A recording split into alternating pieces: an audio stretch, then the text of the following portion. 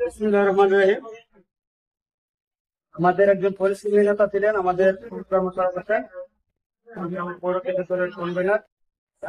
ওনার মৃত্যুতে ওনার শূন্য পদে আমাদের নেতা কৃষিবিদ মেহেদী হাসান তলাত সাহেব ও বিপি এ কে মুজা সাহেবের নির্দেশ ক্রমে আমি পৌর কেন্দ্রের সভাপতি সাধারণ সম্পাদক সালে মুসা ভাইয়ের সমর্থনে আমরা সকলে সম্মিলিত ভাবে আমাদের সাবেক ছাত্র নেতা বাঞ্ছারামপুর পৌর ছাত্র দলের প্রতিষ্ঠাতা সভাপতি মোহাম্মদ কাবির হোসেনকে ব্রাহ্মণবাড়িয়া জেলা কৃষক দল কর্তৃক ভারপ্রাপ্ত আহ্বায়ক নিযুক্ত করা হয়।